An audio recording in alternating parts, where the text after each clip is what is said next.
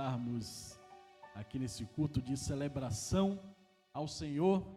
Mas antes que entremos aqui nos agradecimentos e na palavra, estamos felizes nesta noite, porque nós estamos aqui com 4 visitantes entre nós. Nosso irmão Joel, Célio, Maria Ribeiro e o Rubem, sendo que o Célio é convidado, nosso irmão Maximiano. Amém, meus irmãos? Onde é que estão esses irmãos convidados, nossos visitantes nesta noite? Onde estão esses irmãos? Oh, glória a Deus! Deus abençoe a todos vocês, queridos e amados visitantes. Se tiver alguém próximo a eles, vamos dar um abraço, dizer que eles são bem-vindos aqui na casa de Deus. É aquilo que nós dizemos: visitante, seja bem-vindo. É um prazer com Jesus. Essa igreja ama você. Oh, glórias a Deus. Deus certamente tem uma palavra para todos vocês nesta noite, em nome de Jesus. Meus irmãos, eu sei que como diz no baiano, chover no molhado, mas eu não me cesso de agradecer a Deus a acolhida aqui da DEF em Vila Franca de Xira. Nós estamos encantados, irmãos, com o calor, com o carinho dos irmãos. Louvar a Deus pela vida do nosso pastor presidente Abraham Robson Ferreira, da sua esposa, a pastora Norma Mendes. Em extensão, quero louvar e agradecer a Deus também pela vida do nosso pastor Sânzio Elmo Soares, bem como da sua digníssima esposa, a nossa pastora Marta. Eu quero louvar a Deus. Eu não sei se eu posso dizer que esse casal nos adotou e se nós podemos já chamá-los de pais. Será que podemos já, irmãos? Será que eu posso chamar o pastor Sânzio de meu pai e a pastora Marta de mãe? Estou feliz, muito feliz, irmãos. Louvar a Deus pela vida de cada pastor aqui, pastor Romeu, pastor Wanderson, meu quase xará, amém? Evangelista Ícaro, todos amados, o nosso amado professor esteve aqui ontem trazendo uma belíssima mensagem da palavra de Deus. Estou feliz porque a palavra de Deus, ela tem primazia aqui nesse lugar. É por isso que Deus tem operado, irmãos, porque onde a palavra de Deus tem primazia, onde a palavra de Deus tem livre curso, Jesus opera. Fiquei feliz também em saber que de segunda a sexta nós temos aqui a nossa oração. Que bênção, meus irmãos, que bênção. E eu já estou frequentando, eu e a minha esposa. Venham, irmãos, é uma bênção orar aqui de segunda a sexta com as irmãs, 3, 4, 5 irmãs, 7 irmãs, e o poder de Deus treme esse lugar, irmãos. Portanto, venha também louvar ao nome do Senhor. Às terças-feiras, eu já vou pedir permissão ao pastor também para falar que nós teremos aqui nosso discipulado. Portanto, 1 hora antes do nosso ensino, nosso culto de doutrina, ensino da palavra, nós teremos aqui também o nosso discipulado. Nós falaremos aqui, irmãos, sobre o plano da salvação, sobre vários assuntos que são importantes para você que está chegando agora, para você que tem vontade de conhecer a palavra de Deus. Venha na próxima terça, 1 hora antes, portanto, às 18 horas, a nossa primeira aula aqui de discipulado, e será uma bênção em nome de Jesus. Meus amados, feitos os agradecimentos e as apresentações, eu quero louvar a Deus nesta noite e dizer, nesse culto de família, o culto de celebração com a participação ativa da família, que o Senhor propôs uma palavra no meu coração, e essa palavra vem ardendo no meu coração. Eu venho construindo essa palavra algum tempo, alguns dias, e eu louvo a Deus pela vida do pastor Sânzio, que me deu a oportunidade de estar aqui nesta noite transmitindo essa palavra. Eu quero dizer para os irmãos que é uma mensagem temática, é uma mensagem, não é uma mensagem expositiva, que vou pegar um versículo e dissecar o versículo. Nós vamos falar hoje sobre o paradoxo do cântico. O paradoxo do cântico. E eu quero convidar você, porque esse tema está baseado no Evangelho de João. Quero convidar você a abrir comigo a sua Bíblia no Evangelho segundo escreveu João, no capítulo 16, o xará do meu filho mais novo, João, capítulo 16, a partir do versículo de número 32. Quero louvar a Deus também pela vida da minha esposa, uma esposa abençoada que Deus tem me dado. Louvar a Deus pela vida do meu filho primogênito Vitor e do caçulinha João. Amém, meus irmãos? João, capítulo 16, a partir do versículo de número 32, diz assim: eis que chega a hora, e já se aproxima, em que vós sereis dispersos, cada um para a sua casa, e me deixareis só. Mas não estou só, porque o Pai está comigo. Versículo 33, muito conhecido de todos: tenho-vos dito isto, para que em mim tenhais paz. A paz de Deus estar aqui nesta noite. No mundo tereis aflições, mas tende bom ânimo. Eu venci o mundo. Pai, aqui nós estamos mais uma vez na dependência do Teu Espírito. E pedimos ao Senhor que o Senhor venha ministrar aos nossos corações. Usa, Deus, o poder que é na Tua palavra. Fala poderosamente conosco, Senhor. Em nome de Jesus. Amém. Meus amados e queridos irmãos, um versículo que certamente, já que nós estamos aqui no primeiro domingo do ano, um versículo que serve para todo o ano. É um versículo que serve para nortear todos os dias da nossa vida. Como aqui nós temos pais, como aqui nós temos mães, como aqui nós temos famílias reunidas, é um versículo que todos os dias ele deve fazer presente em nossas casas.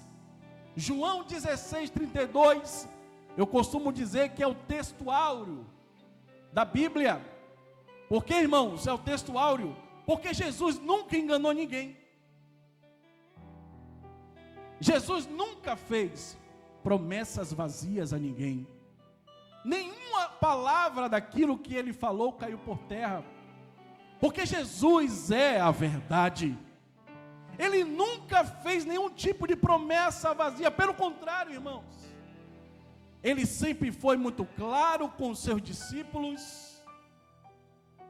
E ele sempre dizia para os seus discípulos: vocês serão dispersos, vocês enfrentarão tribulações e aflições, vocês serão perseguidos por meu nome, por minha causa, vocês serão lançados aos tribunais, prenderão vocês, vocês serão humilhados. Tudo isso por causa do meu nome. Jesus nunca ocultou isso dos seus discípulos. Nunca ocultou. Sempre falou a verdade. Em Mateus capítulo 6, e o versículo 34, ele diz: porque basta cada dia o seu mal. E essa palavra no grego, mal, significa o maligno. Jesus está dizendo: todo santo dia o maligno vai tramar contra vocês. Todo dia ele vai armar uma cilada contra você. Ele foi sempre explícito com seus discípulos. Jesus estava dizendo no versículo que lemos em João 16, 33, o seguinte: ele estava dizendo: vocês terão aflições em janeiro, em fevereiro, em março, em abril e até 31 de dezembro de 2026. Mas tenham um bom ânimo. Sabe por quê? Porque eu venci. Eu venci o mundo, eu venci o diabo, eu venci a morte, eu venci os principados, eu venci as potestades, eu venci o inferno, eu venci as dores, eu venci as lutas, eu venci. Ele venceu, irmãos. A cruz não o venceu, mas ele venceu a cruz. Ele venceu, irmãos. E ele hoje está sentado à destra do Pai. E em breve voltará para nos buscar. Quantos têm essa esperança aqui nesta noite? Que Jesus está voltando para buscar a sua igreja. Quantos têm essa esperança?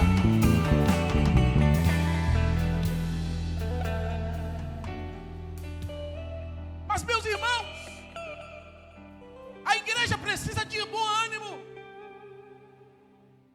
A igreja precisa de bom ânimo, porque ela tem um consolo. E esse consolo é a esperança da igreja. Eu vou repetir. A igreja precisa de bom ânimo. Por que a igreja, pastor Landerson, precisa de bom ânimo? Porque ela tem um consolo. E esse consolo é a nossa esperança.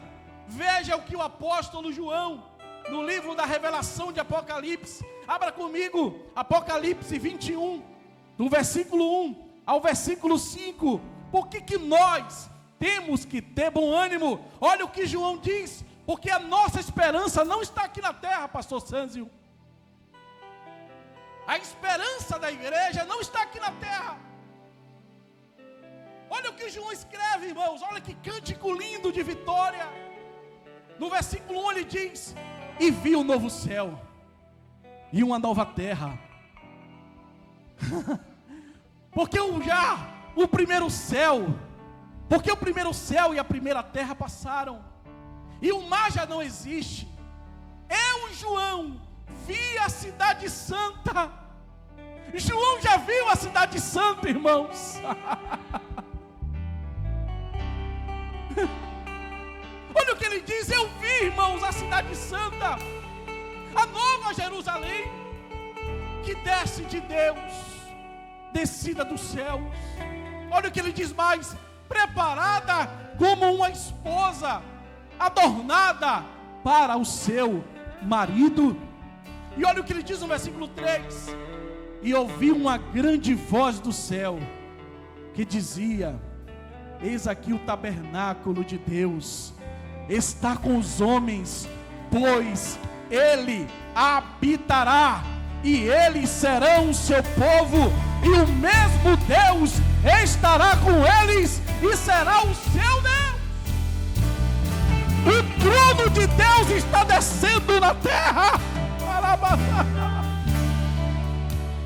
O trono de Deus está descendo na terra. E João diz que Deus habitará conosco. Ele será o nosso Deus.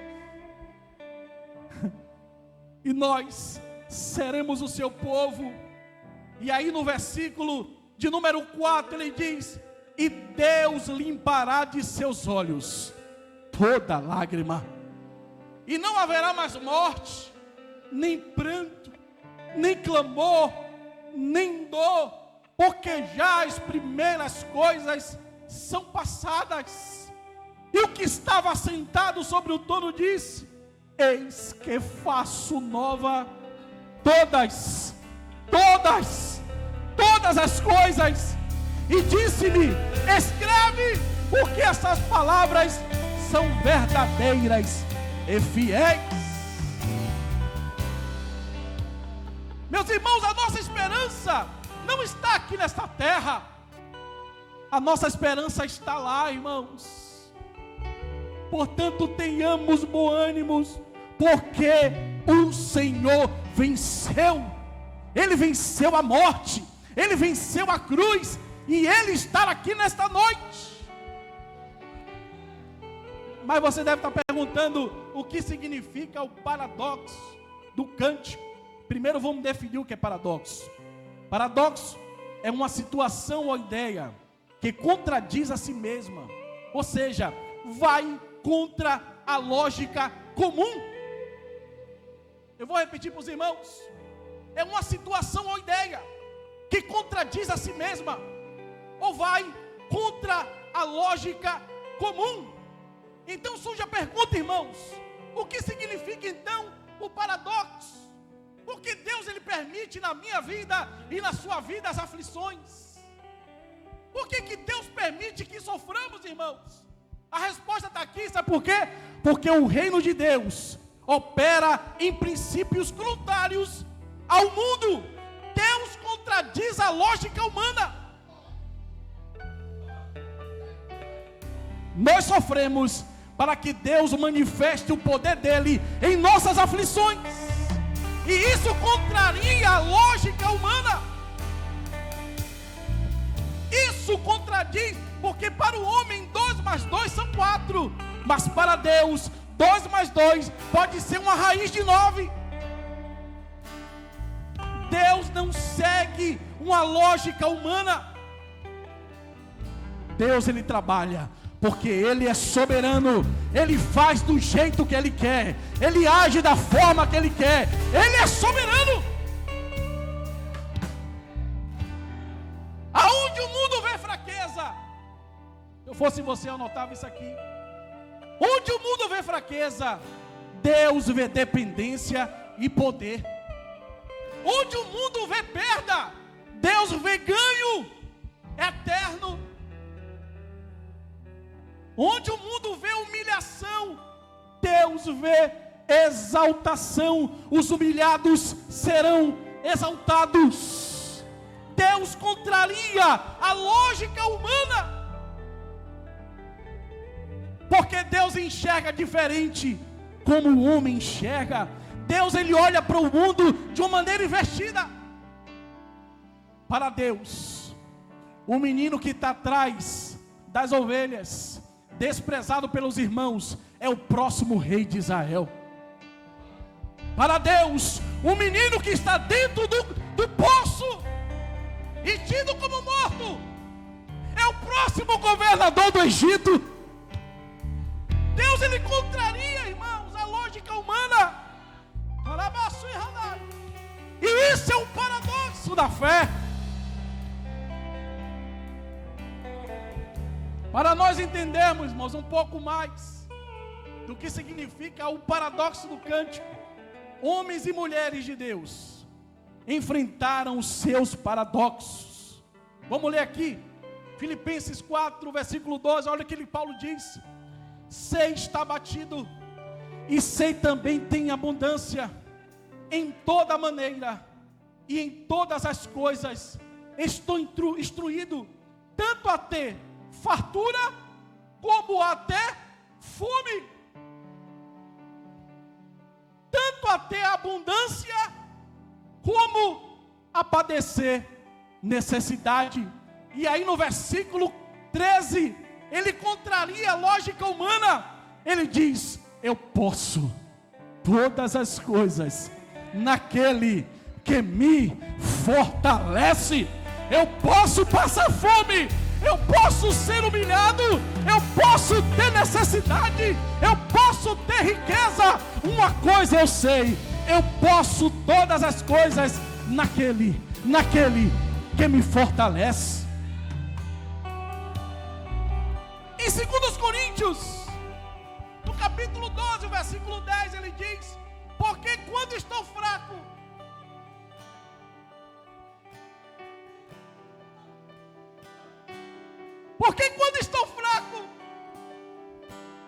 então é que eu estou forte. Isso aqui é um paradoxo, irmão, que confunde qualquer mente humana.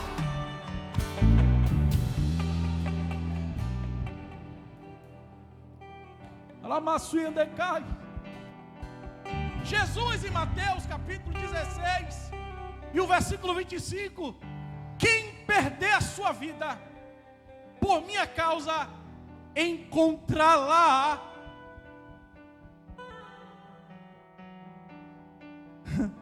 Eu vou repetir, que os irmãos não ouviram essa. Eu acho que os irmãos não ouviram. Quem perder a sua vida por minha causa, encontrá-la. Quem encontrou a vida aqui? Quem encontrou a vida aqui? Quem encontrou a vida aqui? Atos dos Apóstolos. Eu estou correndo por conta do tempo. Deus está aqui nessa noite.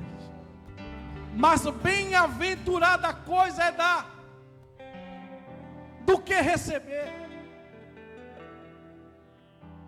A bênção maior está em compartilhar e nem não em acumular. O que é que o mundo ensina? Farinha pouca, o meu pirão primeiro. Eu não estou nem aí para quem está sofrendo.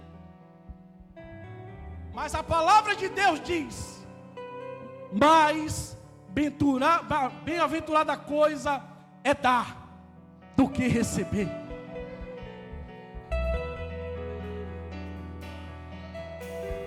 Nós precisamos compartilhar, irmãos. Nós precisamos abençoar, irmãos.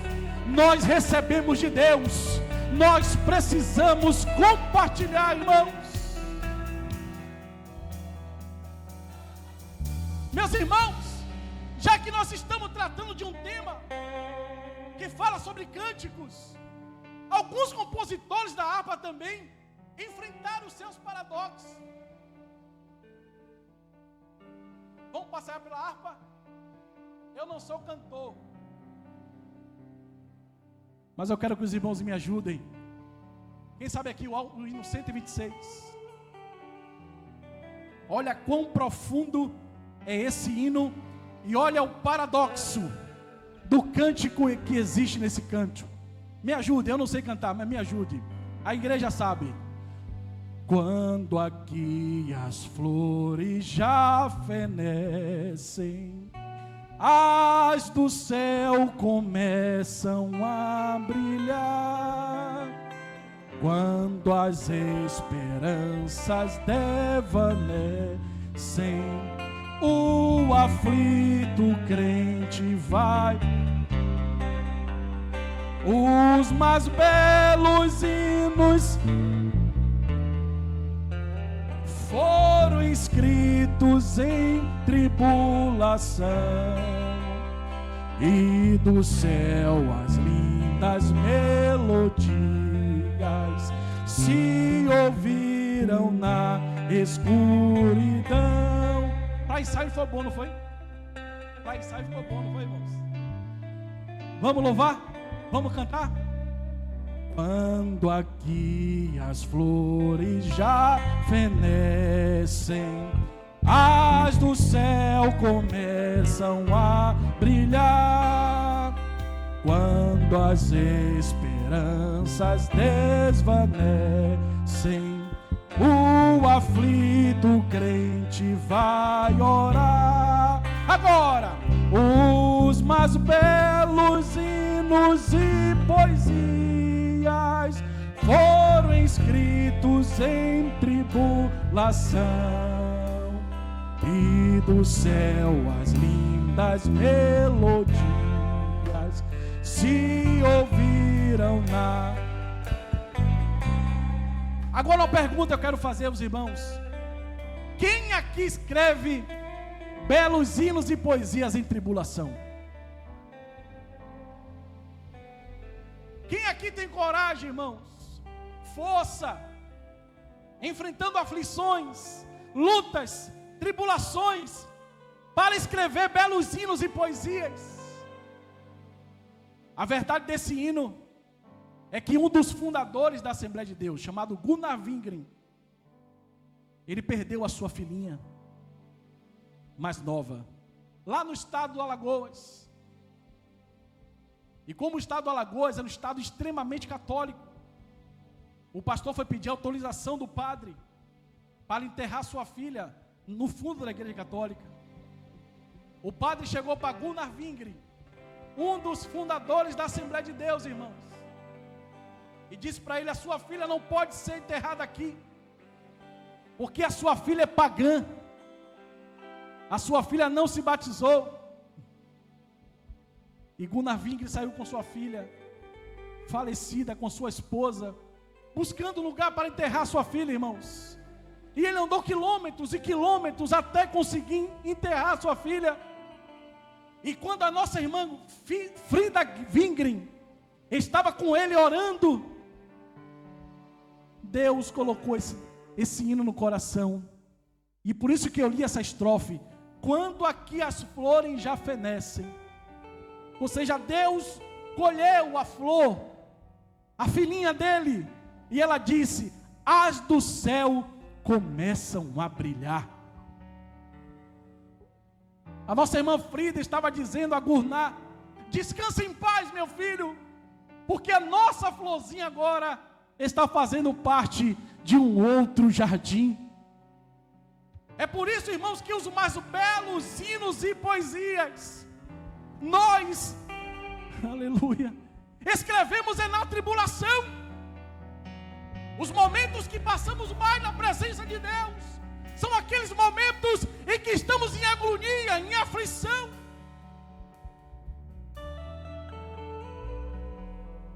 Existe outro hino também que eu gosto aqui. Esse é muito conhecido. Deus cuidará de ti no teu viver, no teu sofrer, seu olhar te acompanhará, Deus velará por ti. Onde é que Deus vela por nós? Olha só: nos desalentos,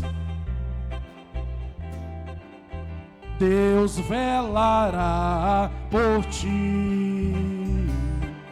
Lembra-te dele nas tentações, Deus velará por ti. Toda a igreja, Deus,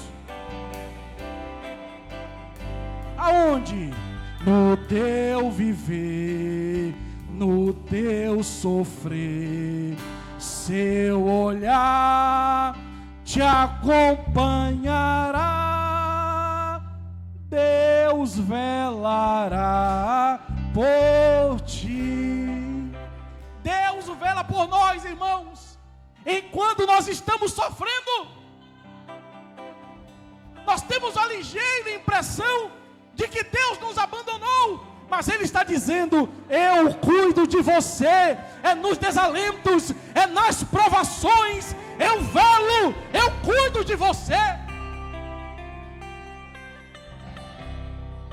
Deus vela pela sua igreja, Deus vela pela família. Glória seja dada ao nome do Senhor Jesus. E esse cântico aqui, esse cântico é mais atual. Quando tudo diz que não, tua voz me encoraja a prosseguir.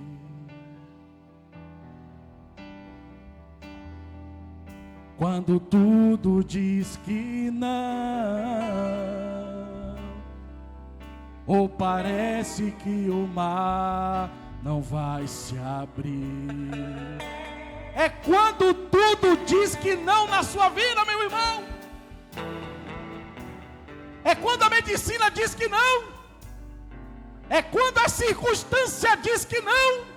É quando tudo diz que não, que Jesus está dizendo para você: sim, eu posso te libertar, eu posso te curar, porque eu sou o teu Deus. Meus irmãos, o nosso paradoxo, o nosso sofrimento, as nossas aflições nos conduzem à adoração. Quando nós sofremos, irmãos, quando nós enfrentamos angústia, é o Espírito Santo nos conduzindo para a adoração. É o Espírito Santo nos conduzindo para o clamor, para a busca da sua presença. E essa adoração nos conduz a lugares que nunca nós um dia imaginaríamos estar, meus irmãos. Vale a pena sofrer, irmãos. Vale a pena sofrer diante de um Deus todo-poderoso. Mas existe um cântico, meus irmãos. Eu já estou encerrando aqui daqui a pouquinho. Existe um cântico. Eu quero que você abra comigo a sua Bíblia, no livro do profeta Abacuque.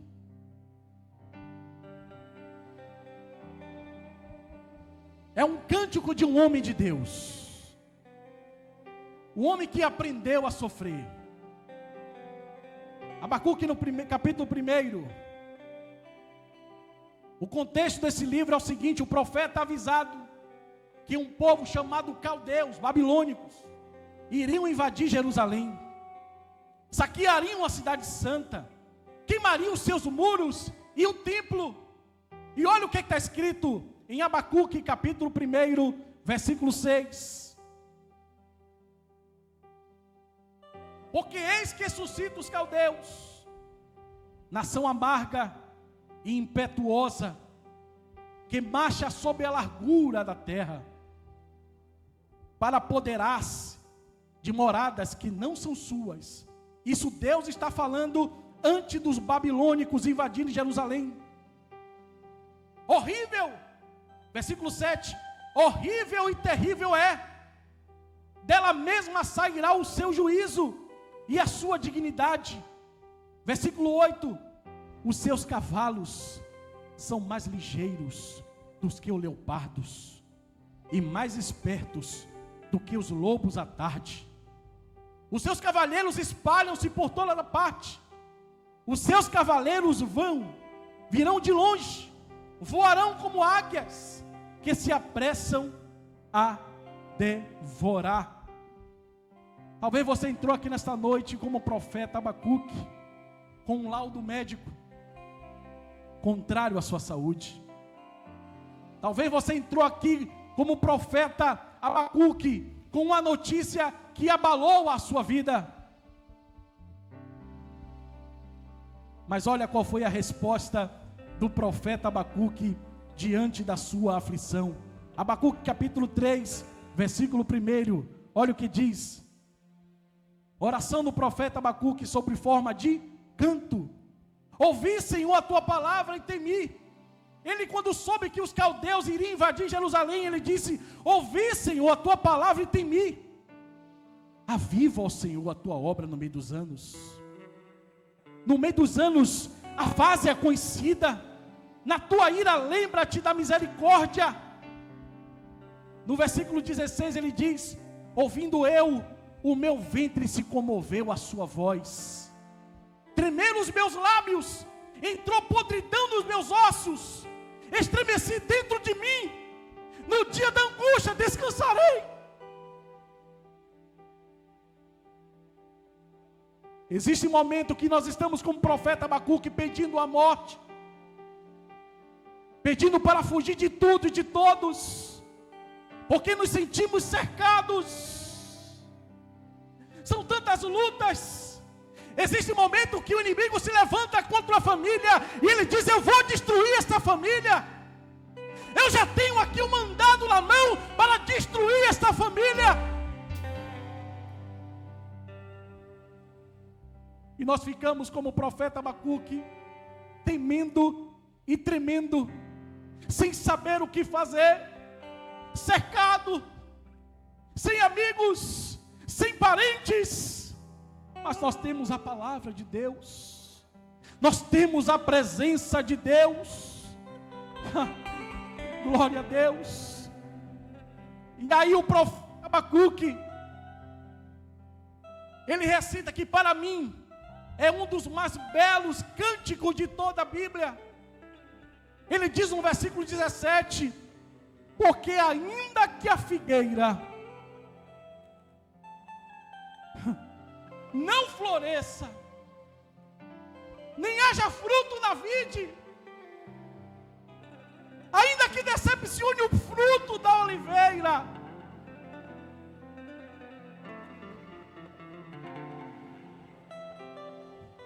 e os campos não produzam mantimento, Ainda que as ovelhas, ele precisava das ovelhas para poder sacrificar a Deus. E uma das coisas que o inimigo mais faz é querer tirar a sua adoração. A primeira coisa que o diabo faz é tentar tirar você da casa de Deus. O que ele quer mais é te tirar da presença de Deus. E ele leva muitas pessoas à escassez. E a escassez nos leva a murmurar e a questionar a presença de Deus. Porque Abacuque ele diz aqui: ainda que a figueira não floresça, nem haja fruto na vide, ainda que decepcione o produto da oliveira, e os campos não haja mantimento, e as minhas ovelhas, e ele fala também, e nos currais não haja gado. Ele mesmo responde no versículo 18: todavia eu me alegrarei no Senhor. Eu me alegrarei no Senhor. Eu exultarei no Deus da minha salvação. Ainda que esteja faltando tudo na sua vida, ainda que você esteja vivendo como Abacuque, você está perdendo as forças, você quer desabafar com alguém, e o diabo está dizendo: não desabafe, porque senão as pessoas vão querer saber da sua vida. Deus está dizendo para você nesta noite: confesse,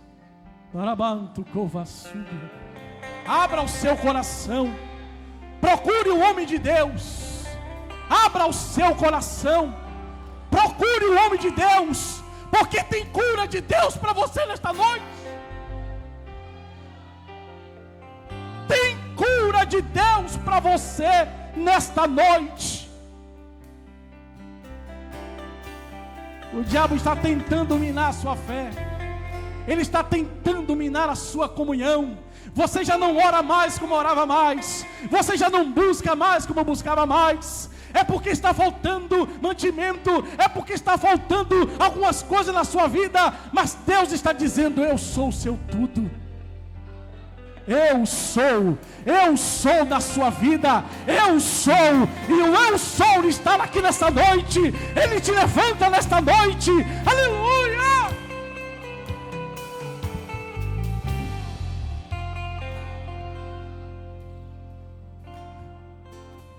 No versículo 19 ele diz: o Senhor Deus é minha força, Ele fará os meus pés como os da corça.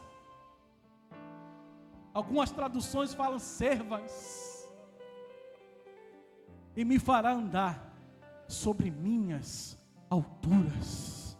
Deus quer você andando em lugares altos. Deus quer você saltando de alegria. Deus quer você caminhando. Você está cabisbaixo, você parece que a vida parou, mas nesta noite o Eterno, Ele te convida a marchar, Ele te convida a caminhar. Ele fará os meus pés sobre as minhas alturas. Hoje é noite, irmãos, de restauração. É o primeiro culto, o culto da família. E eu quero nessa oportunidade, irmãos, nesses minutos que ainda restam, fazer duas orações. Eu quero orar por famílias aqui nessa noite. Mas eu também quero orar por você, que entrou por aquelas portas, perdendo as forças. Perdendo as forças.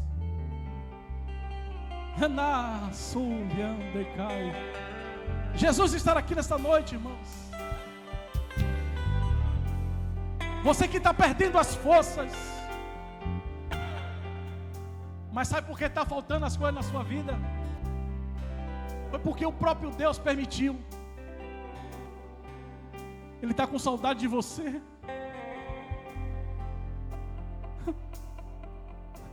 O Pai está com saudade de você.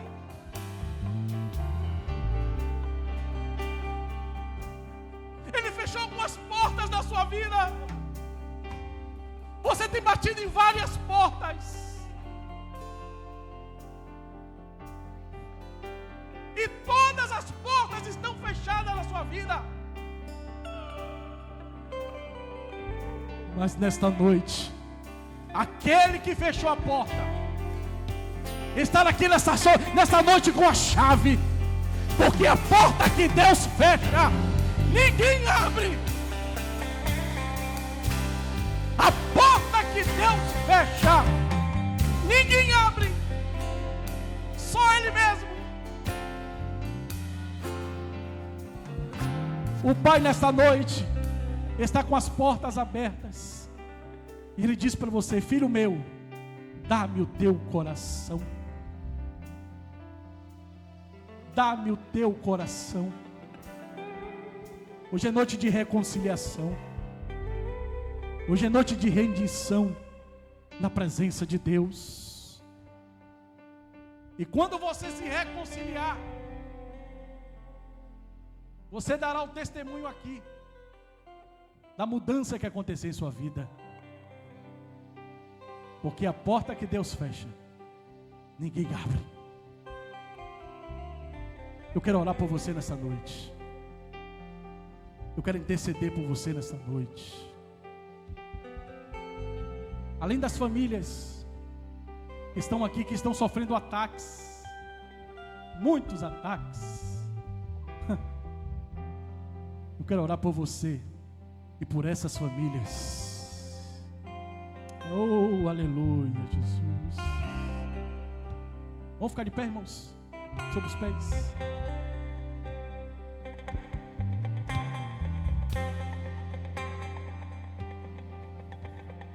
Deus não rejeita a oração. Oração é alimento. Eu vou esperar você nesta noite. Você que entrou aqui nesta noite, mas as portas estão fechadas. Você não sabe para onde ir. Alamanto covas, subiando covas. Eu quero convidar nessa noite você que não fez aliança com Deus. Vem aqui à frente. Jesus, Ele vai escrever o seu nome no livro da vida hoje. Ainda que a figueira não floresça, aleluia, nem haja fruto na vide, produto da oliveira minta. Eu quero orar por você nessa noite. Está faltando você. Aqui não existe juízes. Aqui não existe acusadores. Somos todos irmãos. Eu quero orar por você. Glória a Deus. Hoje é noite de renovação. Hoje é noite de portas abertas, irmãos.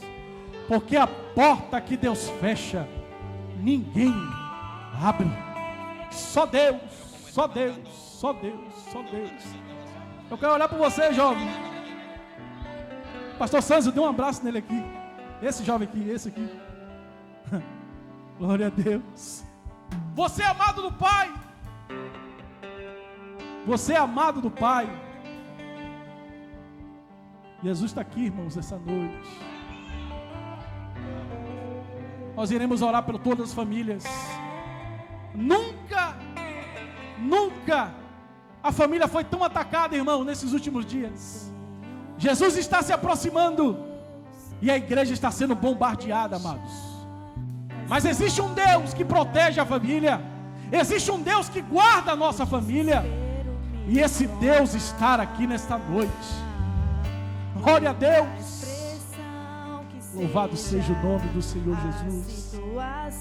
Vamos orar? Vamos orar primeiro pelas famílias.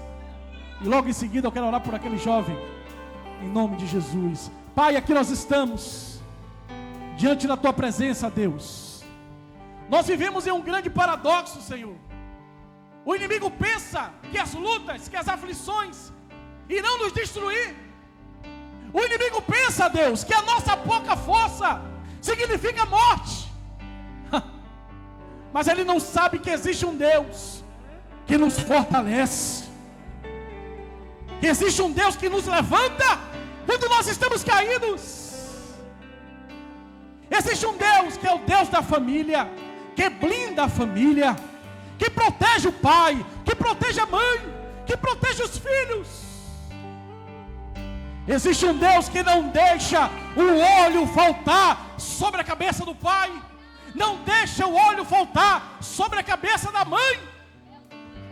Arabaço e decandará fiasobia, rabanducovia se que amanarás. Eita Deus, Ele está aqui, e Ele está aqui nesta noite, e Ele está renovando alianças aqui nesta noite. Ele está agora lá na sua casa. O Espírito Santo de Deus, o Espírito Santo de Deus, nós te agradecemos, Senhor, pela blindagem do teu Espírito. Obrigado pela tua presença em nossos lares. O diabo tem batalhado para destruir devocionais.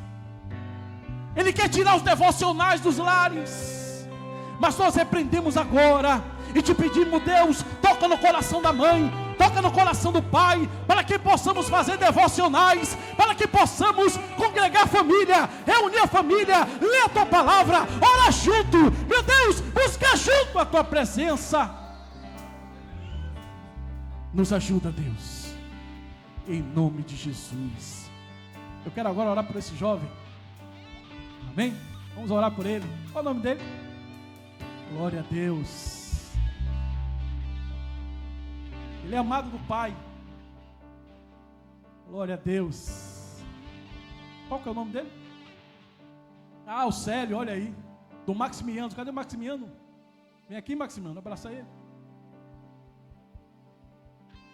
Vai ser seu discípulo. Deus vai usar poderosamente o Célio. Sui Randecofas. O Senhor falou isso comigo aqui. Eu nem sabia que ele era Célio. Mas o Senhor falou comigo: vou usar poderosamente. Vai levantar com autoridade. A igreja crê nisso, irmãos. Vamos erguer nossas mãos. Pai, aqui está o teu filho Célio, Senhor. Obrigado pela vida de Célio, Senhor. Ele nunca imaginaria que um dia ele estaria agora sentado com os príncipes do seu povo. Ele estaria aqui diante do Pai, do Filho e do Espírito Santo. Ele nunca imaginaria que Deus tem planos, projetos para ele. Mas o Senhor trouxe ele nesta noite, Deus. O Senhor vai descortinar agora a vida de Célio. O Senhor agora vai afastar as más amizades da vida de Célio. Célio vai conhecer o novo de Deus. Célio vai mergulhar na presença de Deus. Célio vai ser batizado com o Espírito Santo. Vai ser batizado com fogo.